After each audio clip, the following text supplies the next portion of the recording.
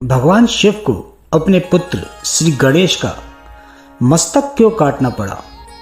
महादेव द्वारा श्री गणेश का मस्तक काटने के विषय में तो हम सभी जानते हैं, किंतु विषय में एक प्रश्न आता है कि आखिर उन्हें ऐसा क्यों करना पड़ा। महादेव तो त्रिकालदर्शी हैं, फिर उन्हें कैसे नहीं पता था कि श्री गणेश उनके ही पुत्र हैं। वास्तव में महादेव ने श्री गणेश का मस्तक एक श्राप के कारण काटा था। ब्रह्मवर्त पुराण के अनुसार राक्षस राज सुकेश के पुत्र माली और सुमाली ने महादेव से वरदान प्राप्त किया कि किसी भी विपत्ति में एक बार उन्हें उनकी सहायता के लिए आना होगा। महादेव ने उन्हें वरदान दे दिया। उस वरदान से उन्मत्त होकर माली और सुमाली ने स्वर्ग पर आक्रमण कर दिया। उन्हें रोकने के लिए स्वयं भगवान सूर्य नारायण युद्ध क्षेत्र में आए और उनके बीच घोर युद्ध हुआ। माली और सुमाली वीर अवश्य थे, किंतु सूर्यदेव के तेज का सामना नहीं कर पाए।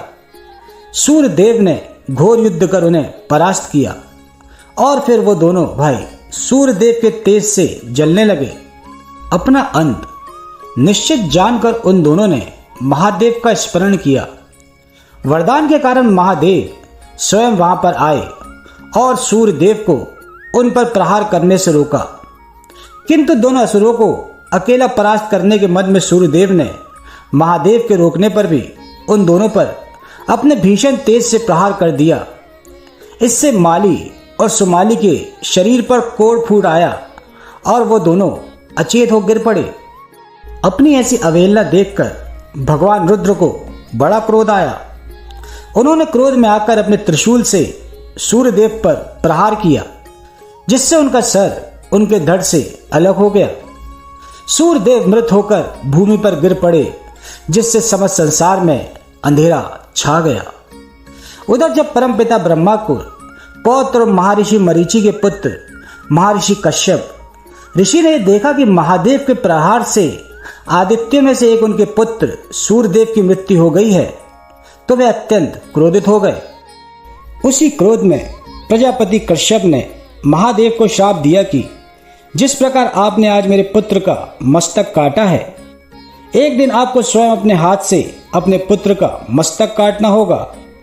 अपने मित्र पितृ की पीड़ा को जैसे मैं आज भोग रहा हूं, आपको भी भविष्य में वही पीड़ा भोगनी होगी। महादेव को ऐसा श्राप देने के बाद महर्षि कश्यप का क्रोध कुछ कम हुआ और उन्होंने अपने उस श्राप पर बड़ी ग्लानि हुई। तब ब्रह्मा जी ने महादेव से कहा कि सूर्यदेव के ना रहने पर पृथ्वी पर जीवन का नाश हो जाएगा। उनके इस प्रकार कहने पर और महर्षि कश्यप के दुख को देखकर महादेव ने सूर्यदेव को पुनः जीवित कर दिया।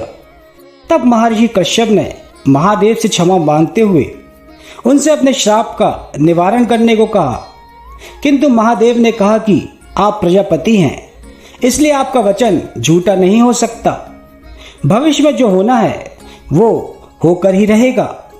इस पर महर्षि ने कहा कि हे महादेव, मेरे सम्मान के लिए अपने पुत्र का जीवन ले लेना केवल आपके लिए संभव है, किंतु जिस प्रकार आपने मेरे पुत्र को जीवन दान दिया है, उसी प्रकार आप अपने पुत्र को भी जीवन दान देंगे। इस पर महादेव ने उन्हें अपनी स्वीकृति दे दी। इसके बाद महादेव ने माली और सुमाली को भी चेतना प्रदान की। उन दोनों ने अपने शरीर पर उत्पन्न क्रोध से मुक्ति दिलाने की प्रार्थना की। तब ब्रह्मा जी ने कहा कि जिसके प्रहार से क्रोध उत्पन्न हुआ है, वही तुम्हें इसके मुक्ति दिलवाएगा, अतः सूर्यदेव की आराधना करो। तब दोनों भाइयों ने सूर्यदेव की तपस्या की और अंततः उस क्रोध से मुक्ति पाई।